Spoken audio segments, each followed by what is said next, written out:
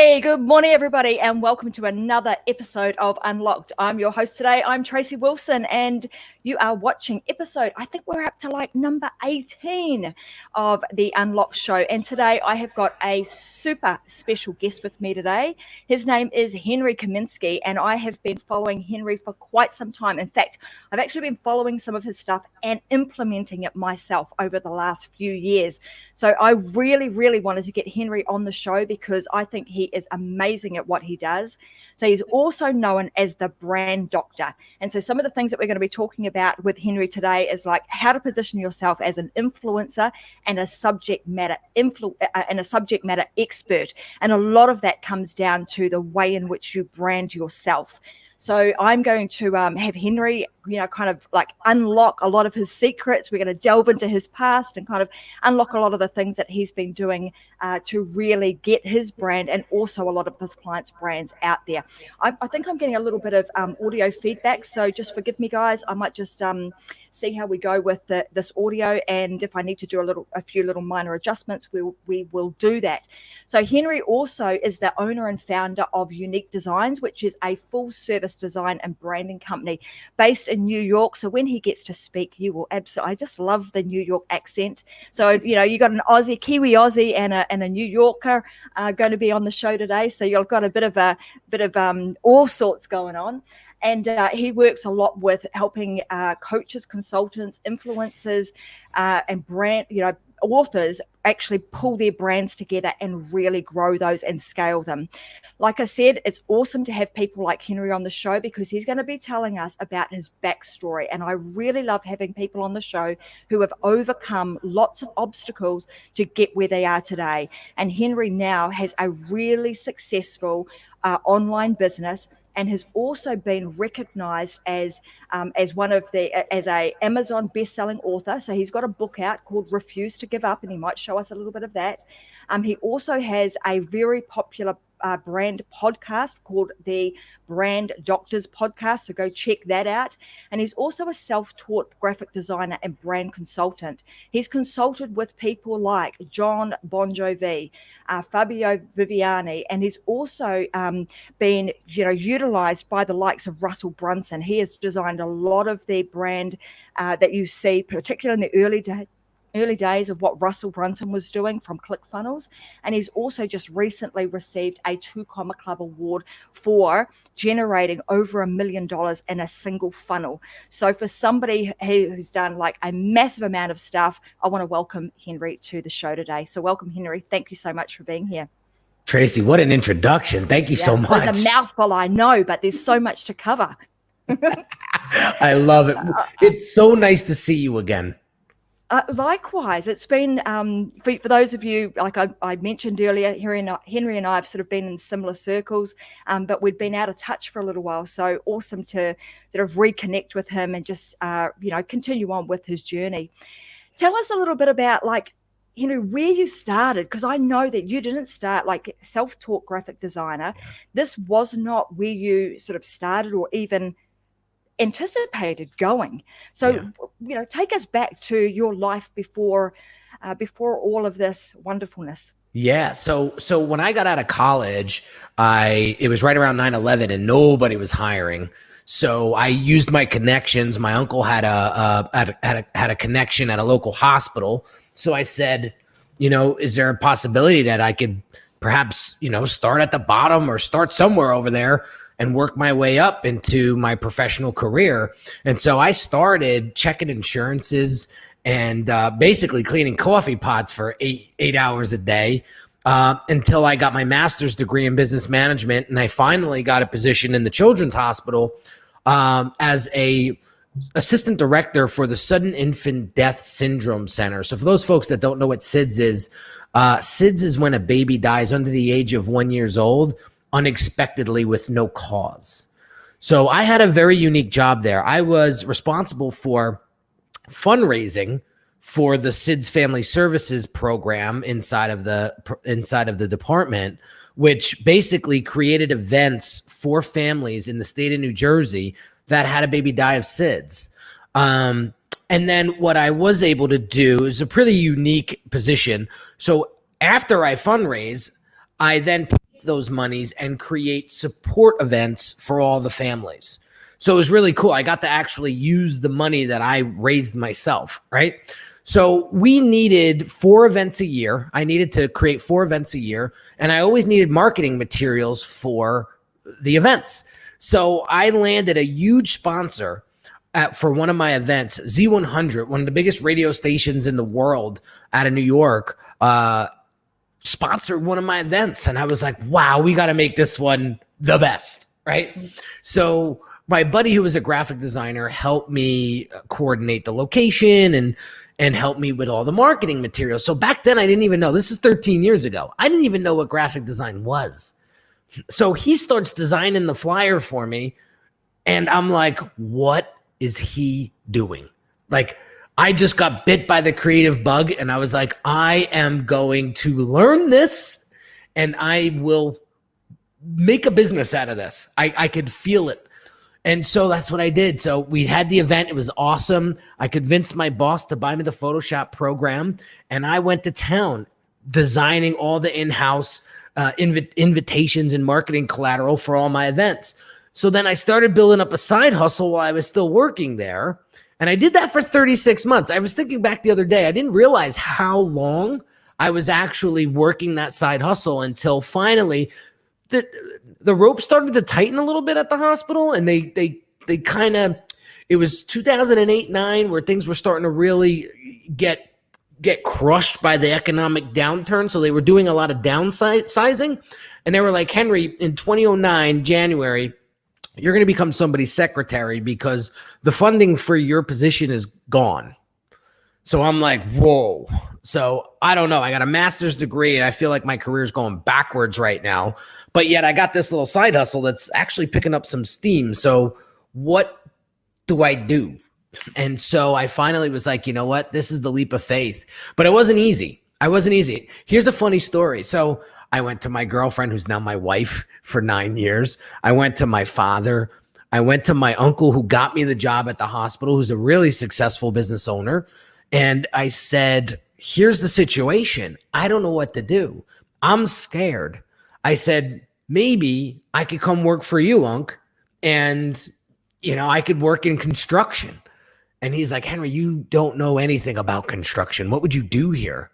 And so he started planting these seeds in my head. Like, I don't know if this is the right fit for you, but this is what he said to me. He gave me a little glaring hope. He said, you know what? Let me talk to a few of my brass and let's see if we can find a spot for you. I'll get back to you. 1 week goes by, 2 weeks goes by, 3 weeks goes by. Finally, I said to myself, you know what? He gave me his answer without saying anything. And that was it. That was the push I needed off the cliff. And man, it has been a whirlwind since then. We're going on our 14-year anniversary in September.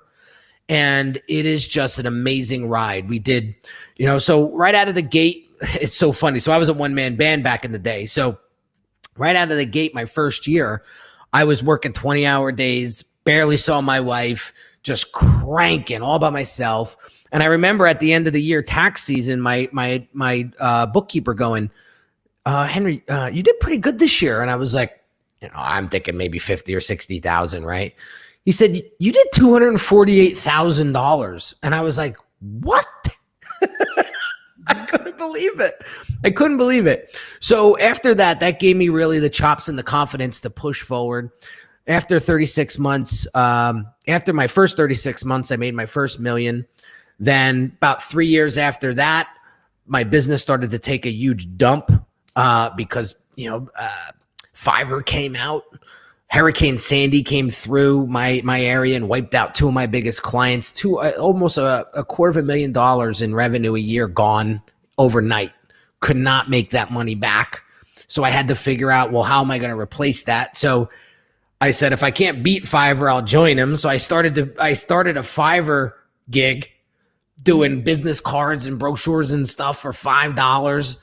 And that kicked my ass, Tracy. Like, that was the worst. Like, I remember the straw that broke the camel's back that day. It was a woman. I forget where she was from. She paid $5 for a business card design. And it took me 6 hours to complete that job to her liking. So do the math on that, Trey. Is about 15 cents an hour. And I said, this isn't sustainable. This isn't going to work. I need to figure something out. And the one thing that I realized I wasn't doing then was creating more value for my customers. I realized that being a designer was not cutting the mustard, and it was that position or that skill set was turning into a commodity.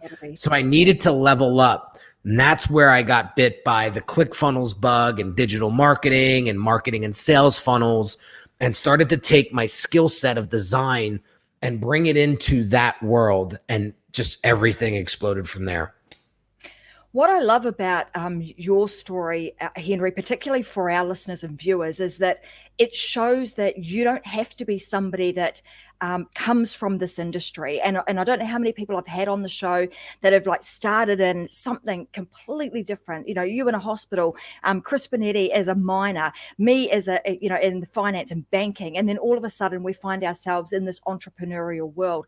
So it just goes to show that it can be done, and it is absolutely possible. So it shows that others that they can do this too.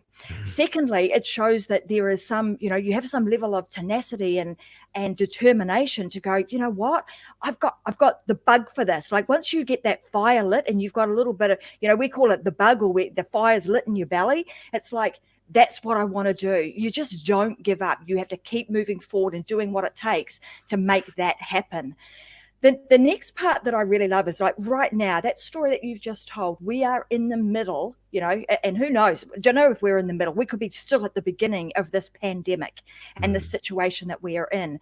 But what you've just told about 9/11 and, the economic downturn, a lot of that is very relevant to what we are going through right now. And the good thing is that there is light at the end of the tunnel. You came through all of that, and therefore we will get through all of this that we are going through right now. So there's opportunity for people in this moment to go, hey, what do I want to do? How can I kind of take, my skill and my knowledge and my and the mindset that I have, and maybe create something else, which leads perfectly into, this whole world of branding. So let's talk a little bit about, obviously that. And I know that in the beginning, you weren't the brand doctor. No. You were something completely different. In fact, you probably started out with, unique designs. And then over time that has morphed into, a personal brand for you. So let's talk about that and how important it is for us to create our own and make the distinction between the brand and then also our personal brand, and why that's so super important.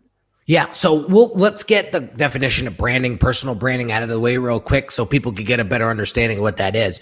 I sometimes take for granted that not everybody is a brand and eats, sleeps, and drinks brand like I do, right? So the best definition of branding that I learned from was Marty Neumeier, and he said branding is the gut feeling people get when they interact with you or your business. Bottom line. And I take it a step further and basically say it's like when you walk out of the room, what are they talking? What are they saying about you? Like that's really the brand. That's branding in a nutshell, right? Personal branding, I found a great definition. I forget the author, so forgive me. His definition really hit me upside the head, and I was like, "Ooh, I'm running with this one because this is really good." The way he defined personal branding was the crossroad between how you perceive yourself and how others actually perceive you. So when the gap is wide between those two, there's a lot of struggle. When the gap is small, that person is doing really, really well with their personal brand. A lot of times we think, like we look in the mirror and we may be overweight, but we see Brad Pitt. And that's a lot of entrepreneurs these days, especially that want to break out into a personal brand. They'll go get their whole brand done on Fiverr or Upwork or 99 Designs and think it's the best thing since sliced bread because, they put all this effort into it. And then somebody like me comes along and says, you look like a Mickey Mouse brand. Like, I don't know how you get off charging this kind of money. I would never pay that money. Just look at your identity. It doesn't fit. It doesn't match the true quality and value that you deliver, right? And I don't say that as condescending. I don't say that as I'm pointing the finger, I'm better than you. I'm not saying it that way. I'm saying it is if you want to be branded properly, it's probably a good idea. And you want to do this seriously, like honestly, you should hire a professional to help you do it. I'm not saying hire me, I'm saying anybody, but people will know right away in a split second whether or not you did it yourself or you had professional help.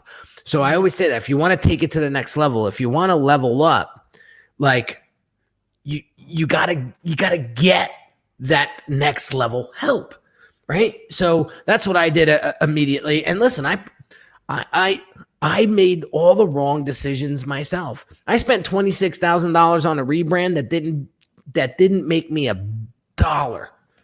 Mm-hmm. It didn't make me a dollar. And then I met Russell Brunson and he was like, dude, this is all ass backwards. It's missing something that is crucial for you. And he said, you got this fancy brand. It's beautiful, but you're just as fancy as the next design company. So where the hell's the differentiation? He said, Henry, you got this huge personality and you love people and you just want to help. Where is that in your branding? It's nowhere to be found. There's just pretty design work here, right? What's really fascinating about this, Henry, because I think about this a lot, and often people don't always take their online presence as seriously as they would if they were opening up a store in a high street. So if we were opening your store in a high street, what would you do? You wouldn't go in there and do the fit out yourself. You wouldn't try and slap some paint on the wall and hope for the best. You go and you hire the best people to present you in the best way possible to the public that are going to be walking in your door. And so therefore we need to apply that same level of thinking to our online presence. It's the same thing. People are walking in our door, and what they see and what they feel from us, it becomes the brand in which we have created. Yeah. That ends up being, I find that those brands come to life themselves. You know, it's like there's a brand Tracy Wilson, there's a brand My Business Beyond 5 Business, and then there's this show which takes on its whole, you know, it's a whole different feel to it. It has me in it, it has my business in it, but it also has a brand and a uniqueness of its own. Yeah, for sure. And that's the key there. I think a lot of people forget what the X factor is, what makes you radically different from everybody else. And it's you. It's not because I use purple as a color scheme for my business. It's really not. I mean, that's part of it, but it's you. There's not another Henry Kaminski on this planet like me. There may be another person named Henry Kaminski. Apparently, there's quite a bit of Henry Kaminskis in this world. But what I'm saying is nobody's me. Nobody has the same backstory. Nobody has the same accent. Nobody has the same passion. They don't. We all are unique beings, and that's what makes us special. So what I say is you got to lean into that. You got to leverage that. You got to make that the key to your success. And that's what I've been successfully able to do over the past 13 years. Listen, it wasn't easy.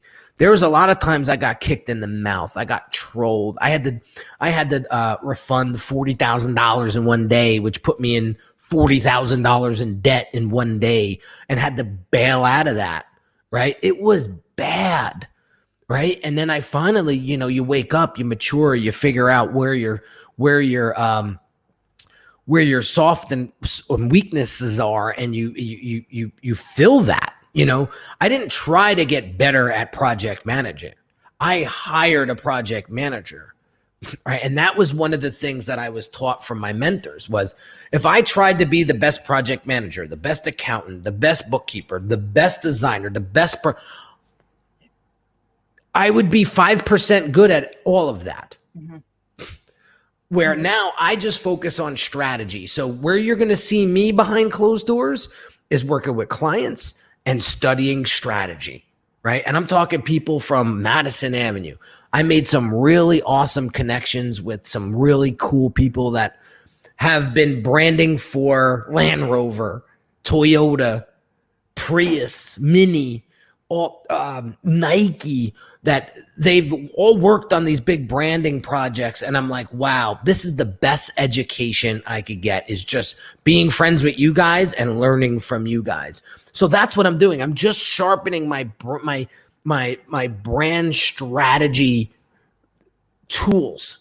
And now I have a team of 8 people that could do all the other stuff that I used to be good at, but now I handed the torch over to them, and now they can execute that stuff. I stay in my lane, they stay in theirs, we grow together. So important, and that is a lesson that I've also learned, wearing so many different hats and trying to do it all yourself. And then you go, okay, let's go find the people who actually know the how. When you do that, your pathway to success is collapsed. You're able to get there a heck of a lot quicker when you employ the right people using the right tools at the right time to get you to where you want to be. So couldn't agree with you more. And this is interesting because I've got a few clients at the moment that I actually, through this conversation, I think we're going to help a lot, because they are building their online brand. So they might have a telecommunications business or some other type of business, and they want it to look all beautiful, and they don't want to be in it. Like, it's like, no, I want to be sort of behind the scenes. That's like, well, for you to stand out from everybody else, because there are hundreds of thousands of, let's use this as an example, telecommunications companies. But exactly like you said, there's nobody else like him. Yeah. And if he was able to get out there and just share why he's doing what he's doing and why it's so important, that thing in itself is, that's that heart connection that you get when you are dealing with with a business, with another business owner. And that's what we want. Particularly, I think it's super important in this time where we're not getting that same level of connection that we used to get pre-COVID. Right. You've got to create that elsewhere, right? Right. So I say this a lot in interviews. Pre-COVID, being online with your business was a nice to have. Mm-hmm. During, and we're kind of post-COVID, I guess, but we're still kind of in the midst of this. It is a necessity to have your business online, to be able to go virtual with your team, right? With how you serve your clients. It is a must-have. It's no longer a nice to have. So my question to your client is, how am I going to know you're the obvious choice over somebody else? So I'll give you a quick example. I did some remodeling to my brand recently. And one of the things that I learned just by asking my clients in the past, like, why did you choose me? Right? Because I'm not cheap. And they said, you have a vulnerability to you that no one else has, or at least that I found. You put your work out there on your website, on your social channels, and you do like behind the scenes stuff where you're actually working with a client. Now I make sure that nothing's proprietary and they're everything is safe. And I only usually do this in like 60-second snips. So you can't really get an idea. You can only get a little taste of what I'm working on with them. But I put that out there constantly. And so you get that sent out to you repetitiously over and over and over again. You're finally going to say to yourself, why am I not working with this guy yet? And so I lead with social proof. I lead with case study. If you go to my site right now, you'll laugh. We just updated it and we have client references as a navigation tab. You click on that and it's 6 or 7 logos. You click on the logo and it gives you my clients' contact information to call them if you want, to get a better understanding of what it's like to work with me. Like I'm really getting to the point now where it's like, I'm trying to make it really easy for you to make a decision, right? And it's bringing that whole transparency forward, right? It's like, here we go. You want to check me out? Go talk to these people. Here I am. I mean, there's some great things that we can do, like just in this small amount of time that we've been chatting right now, for people to implement in their businesses, right now, is some of this stuff. The other thing that I've obviously heard, and this really goes back to why it's important for us to create our own personal brand. I mean, I've seen people who have had businesses that they've created, and they've created them under a business name, and they never ever created their own brand. And what happened to that is, as soon as that business, something happens with that business, poof, they've disappeared off the face of the earth. I mean, there is a huge, let's talk about that. There's a huge amount of merit in building your own brand for reasons other than just having a presence, having an initial presence online. It gives you longevity and the ability to be able to pivot any way you like. Yeah. That's the beauty about building a personal brand, right? So I have a client who built his personal brand and we helped him develop all of that. And he had a software company. He since sold that software company, and now he's doing this executive coaching stuff, right? Showing people how to exit and sell businesses, right? He built up such a large following with his personal brand. He can go start multiple McDonald's franchises, and his following is just going to follow him to the next venture over and over and over and over again. That's the power of really investing in your personal brand. And I'm a huge believer that people will buy you first before they buy your product or service. Listen, when I was starting my design firm, my designs were so bad, Tracy. Like I always pull them up on occasion to remember where I started. Like, I don't know how anybody paid me for that work. It was so horrendous. But they didn't buy the work. They bought my speed. They bought my personality. They bought me because they liked me. They trusted me. They knew they could rely on me. If they gave me something last minute, that I'd get it done. Like, they bought me. And that transpired into really growing this personal brand and then just wrapping the business sort of around it. I love what I do so much. I don't see myself selling this business or exiting this business anytime soon. And I'm not worried about, because that's a big question, right? Do I brand the brand, or do I brand the business, or do I brand me? I always say, listen, you should still focus on both, because that's what's really going to be powerful. But there are some key there are some key points here, and I'm going to put an Instagram post out tomorrow about this. If you are really building this business up to sell it, then maybe all the focus shouldn't be on the personal brand.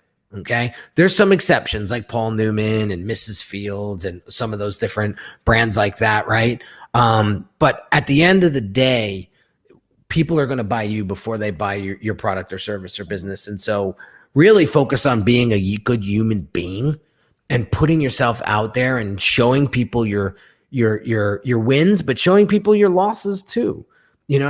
People want to learn from your mistakes. And I always say, you'll hear me in videos, you'll hear me in emails.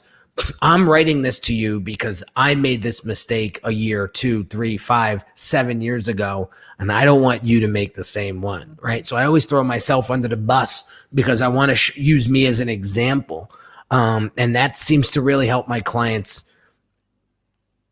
fast track their way to where they want to be. So I think there's a couple of really good points here, and that is, if you're building a brand, you want to build both. You want to build your business brand and your personal brand, and you're doing that simultaneously.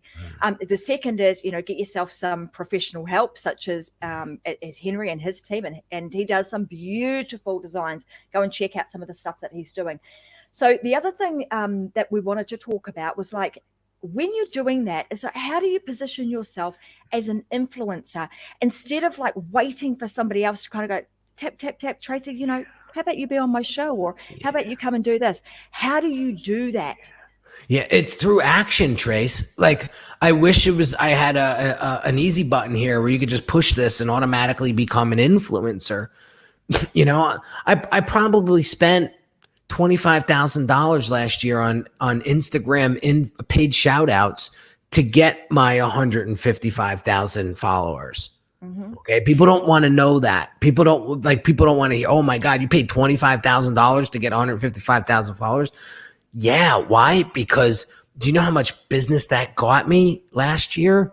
We did close to $1 million in revenue What's like 25,000 is a drop in a bucket compared to that, right? It's like an awesome ROI, right? It's a huge ROI, right? It got me exposed to so many different people, and I borrowed people's audiences. That's what paid shout outs are. So I don't want to talk over anybody's head. So let's just explain what a paid shout out is. So there's other big Instagram accounts out there, like 10 times bigger than mine, right? That have a huge entrepreneurial following. They're either business owners or coaches, consultants, whatever, right? And they already built this massive audience up. So I'll go to this account and I'll say, listen, I'll pay you $100 to $300.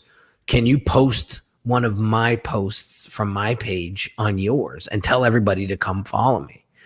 And they sure. So we that's the exchange, right? And then what will happen is if it's a good post and it resonates with their audience, you'll get a massive influx of following. I mean, I've gotten, with one paid shout out, I've gotten close to 2,000 followers in a day, right? So I do that and I rinse and repeat that every week, 4 or 5 times a week, right? So the budget's there. So we'll talk about budget in a second, but there's I don't know what, actually I do. I could pull up my QuickBooks right now, but I invest 25 to 35% of my annual revenues back into my business every year. So do the math. That's like $200,000-$300,000, right? So it's a lot of, but people are like, what? That's what it takes to get to $1 million? Well, let me ask you a question. Would you pay, right? Yeah, would you pay $300,000 to make $1 million? You bet. That's like a no-brainer, right? So when you start to play that, like when you start to show them that perspective, they're like, "Oh, I get it now." So I've always been a huge proponent of paying to play. You want to get to where you want to be faster? Pay to play. Mm-hmm. I remember, and we're not going back like that far, maybe 3 years or so. Yeah, just about. You remember you first started your Instagram account, and I think I may have been one of your first followers, like way back when. And now, and that's through you being like consistent, having a strategy and just being, doing it religiously week after week after week. That's what it takes to get to the point where you've got, like, that's like turning on a tap. You can turn that tap on and off whenever you want to now. You have control over that. So, but it takes us to start, right? Yeah. So let's dive into this more, because that's just one piece of positioning yourself as an influencer, right? There is a great book out there. It's called They Ask You Answer. It's by Marcus Sheridan, and it's a phenomenal book. So if you really want to position yourself as an influencer or subject matter expert online, you should be posting 2 things and 2 things only. One post about handling objections that you get when people don't want to move forward with you. And 2, answering every single question about your expertise. If you just rinse and repeat those 2 over and over and over again online, within 6 months, if you do it consistently every day, 3 times a day, if you really want to accelerate, I could promise you in a year, you can have a multiple 6-figure business, especially if you're serving an audience that is underserved and really sees the value and your service is in demand, right? So you do that as a content strategy, you will never be at a loss for content, because you're always going to get an objection and you're always going to have a question that needs an answer. So if you look at my content strategy on Instagram right now, the past 20 posts, they're all answers to questions. Mm-hmm. And that is the quickest way to really build up your influence and subject matter expertise. And now the next step is going to be, well, how do you funnel them into your world where you can nurture the relationship and eventually get them to where where you want them to be paying you for your services or products, right? So that's where the funnel comes in. And that's where you have to get clever with how do you get people in the top of the funnel and then nurture them down qualify them down into a paying customer, which is down at the bottom. So that's simply what a sales funnel is. We've been going through them since the beginning of time, right? It's just people want to cloud it up and complicate things. It's really, really simple. And if you can narrow down, this is where I tell all my clients, if you can narrow down your service deliverable to one or two things that serves a very specific audience, you're gold. You're gold. I think the biggest mistake people make in the beginning is they try to be everything to everybody and they wind up being nothing to no one, right? And that's kind of cliche, but it's so true, right? So I used to play around with these low ticket items like $20 ebooks and $300 things, and right, and I would take it would take energy to sell those things, right? And they would move the needle like this. And then I just focus on my brand accelerator program, which is a $36,000 program. It's a 90-day sprint, and you have a complete done for you brand identity with sales funnel, website, logo, brand identity, everything, right? And that moves the needle like this. So what am I doing putzing around trying to sell a $300 tchotchke when I should be really selling people into this program, because this program is not only going to move the needle for me, but it's really going to move the needle for them. You know, we have clients now. I have a client in the UK, and he said, Jesus, Mary, I wish you were in my life 2 years ago when I started this business. Like, we've gotten to this level by pure luck.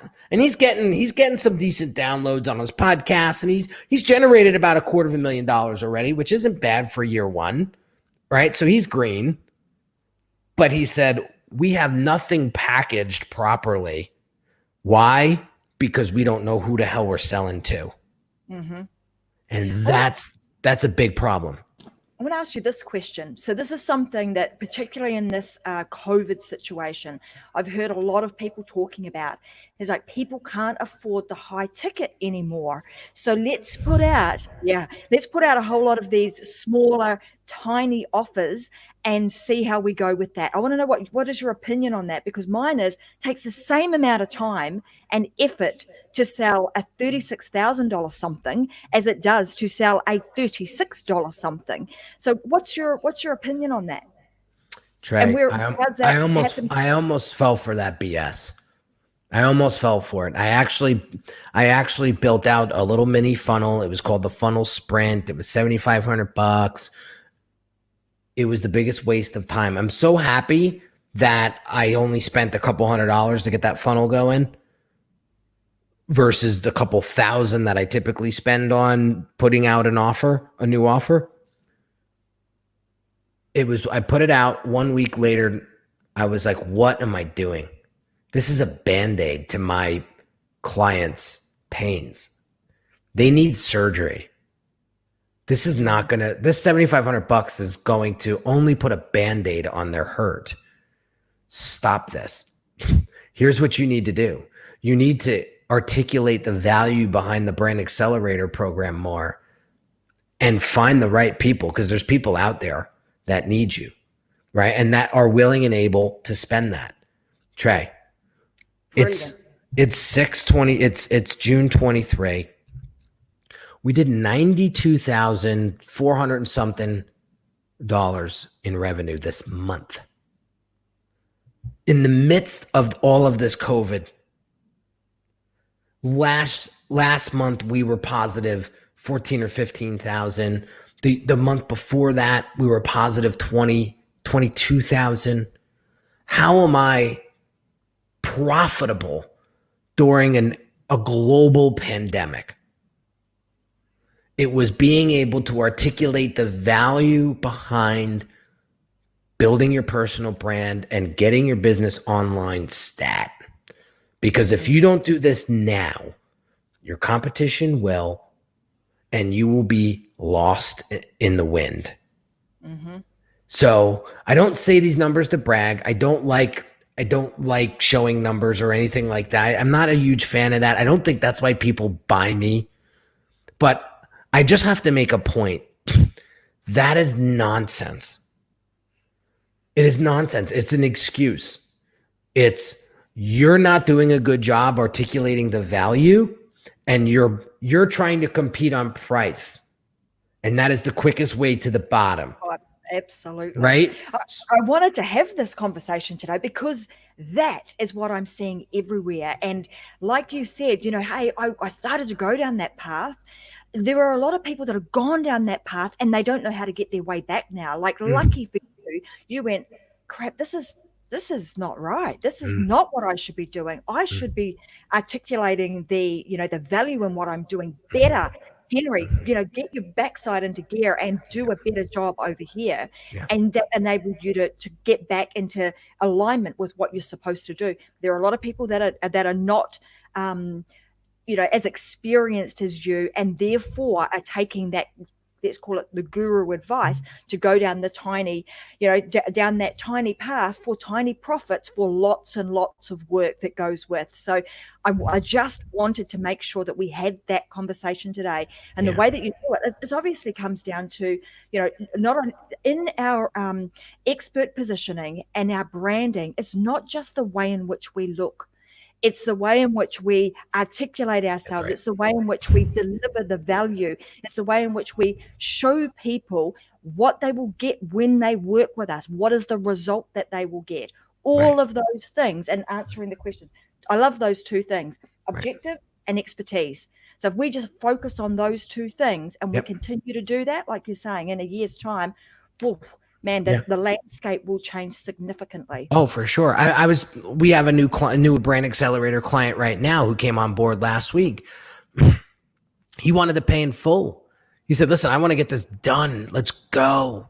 Right. And so he did. We jumped on a couple work sessions already. We're in work session 3 today. And I asked him, I said, why did you invest $36K into this? You've been doing this for 18 years. You have a pretty decent, the guy does a pretty decent business as a coach. He said, I'm done selling $2,000 and $3,000 offers. Like, I want to sell $20,000 and $30,000 offers. I know I'm worth it. I have the proven result. But my confidence isn't there because look at my funnels, look at my branding online. I know where he got his icon for his logo on Shutterstock. I see his ClickFunnels, and they're all templated pages from like ClickFunnels Basics 101, right? I'm like, this isn't going to make me excited to give you 30 grand. It's going to make me scratch my head and say, is this guy legit? That's a big problem. And that's when he was like, you could see the fury in his eyes. And he was like, when can we start? And I was like, you tell me. Right. So that's it. I mean, I hate to say, I'm from Jersey, so I'm going to give it to you straight. Right. But I'll tell it to you in a story because I'm not making this up. I mean, this is how people think. I thought the same thing when I got turned down by a big food distribution company. That's what made me spend 26 grand on a rebrand. It was $100,000 gig. It was between me and a couple other firms. They went with another firm, paid more. And when I found out why they went with that other firm, they looked more professional. I was devastated, Trey. What would you, and I, that those moments are when you go, oh crap, I've got to do something about this. Those are like those pivotal moments. And that's exactly what your client is like. I'm over this. I'm done with, charging little for what I do because I know that I'm worth more. And so the key here, this was one of the things, how to get paid what you are worth and position yourself as an authority. That's how you get paid more, is looking the part. Talking the part, being the part, and it's executing. Not just looking like it. It's actually being that. That's fronting it. Up and being it. That's it. You have to deliver on your promise. It was Father's Day a couple days ago. And, I posted a picture on Instagram about my dad. And I said, there's 3 things that I really learned. My dad was a shop steward from UPS. He was a mechanic. He fixed the trucks for 33 years. And he raised me all by himself. He worked 4 jobs. He would do oil changes on the side. I was cutting lawns at 13 with him. And there's 3 things that he taught me. One was never give up. 2, deliver on your promise. Right? And 3, do what you love to do. This guy could fix anything and it'll never break again. Right? And he always did what he loved to do. And I was like, I am so blessed to make a 7-figure income out of my home office. I could see my 3-year-old take his first steps and say his first words and, jump in here during a live stream. He's sleeping now because it's late here, but that's a typical day for me. And I love it. Not a lot of people could do that. And my dad said, you got to put in the work. You got to work hard. Otherwise you don't get those things. Right. Mm-hmm. And so I have expensive taste. My wife always kids me and makes fun of me because she's like the modest one. And those are sort of that's a little bit of a driver for me. Right. So I have my vision board and I have certain things on it that I want to accomplish and experience. And I always tell myself, I'm like, you're never going to get that if you don't do good work for people. Right. You just don't get those things easily. Like those things don't come easily. And if they do, you better watch out. You better watch that bolt of lightning because it's coming. Mm-hmm. Right. Mm-hmm. If it feels too easy, it probably is. Mm-hmm. The wrecking ball's coming back to get you. Right. So whatever drives you, whatever it is, it's not just material things. I don't want to get your audience twisted, but there's a thing that I always I always say on interviews because I want to put this energy out there for other people. I just became a parent 3 years ago, 2.5 years ago. And I was very ambitious and motivated prior to Dante coming into our lives. And just something hit me recently as he starts to talk more and he's just like, he's such a little person now, right? I said, he's going to come of age where he's going to be able to Google my name. He's going to read things. He's going to watch things. He's going to listen to things of mine. And I am working my ass off right now to just make him proud. And so I want you guys to find whatever that is. It could be your children. It could be material things. It's okay. Whatever drives you to do amazing work for people, right? Do that and watch what happens. Absolutely. And, this show, Henry, is not just about business, but it is about business, family, and life in general. Because, in the world that we live in, when we're working from home, you've got the kids there. He will wake up and, okay, Dad, come and play with me when you're on a live. That's just the way life is. And being able to embrace that and have that as part of what you do and what you show to the world I think is fantastic. But not only is he going to be looking at that, like I'm a big believer of our information is going to be online, and not only our children are going to watch that, our grandchildren and their children and their children. This stuff that we are creating will be available for, who knows how long, centuries. Yeah. So we want to make sure that we do front up and we do good stuff so that our legacy is one to be remembered. Right. Which you teed me up. What do you want to be remembered for? When you're 80 or 90 years old, what do you want to be remembered as? Dean Graziosi was on my show not too long ago, and I was explaining to him, like, there's a lot of dads out there, once they have children, they stop taking risks. I was one of them. I put the first year of Dante's life, I wasn't making too many big purchases in the business. Personally, I was just like, we got to chill. Right. And he said, is that how you want your son to remember you? As somebody who just plays it safe all the time? Now Dean knows how to get under my skin. Mm-hmm. And so I'm like, no. Right. And so he's like, well, then what are you doing? Mm-hmm. And that just lit me. up.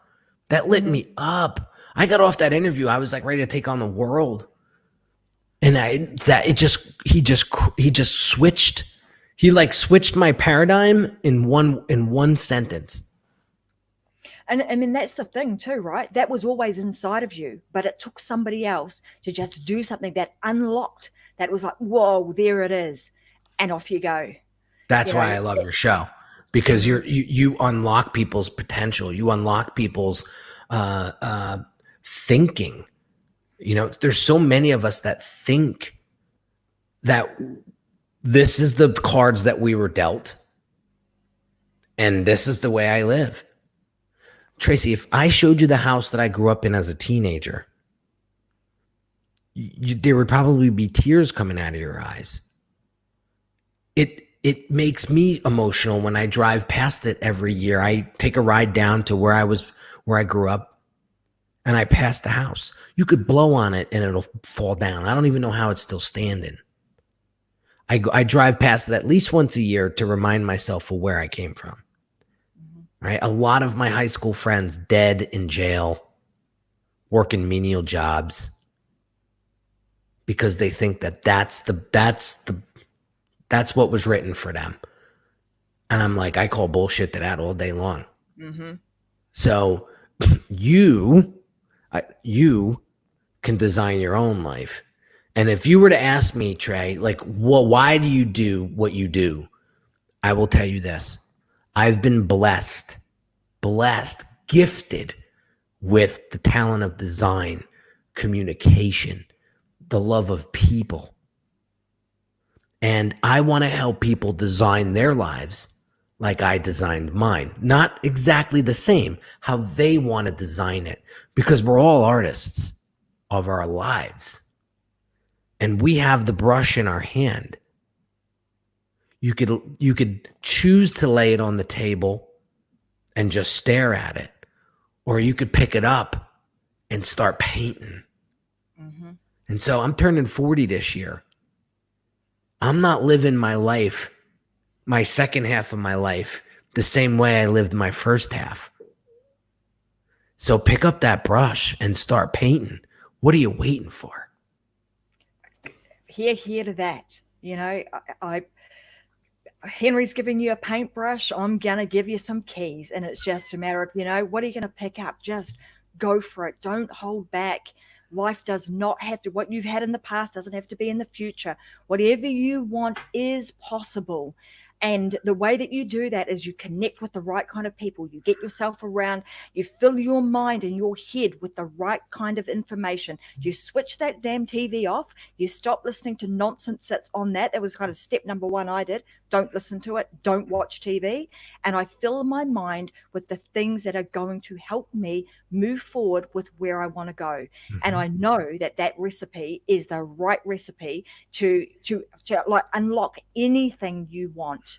And obviously moving forward with positivity. So not with your head in the clouds. You still need to be, you know, grounded and you know, discerning with your mind and your information. But you absolutely can do that. Henry, I have thoroughly enjoyed this conversation. I'm so glad that we reconnected, and we totally need to have you back on at some time and talk more about this stuff, because we could go for hours, because it's just things that we are just passionate about.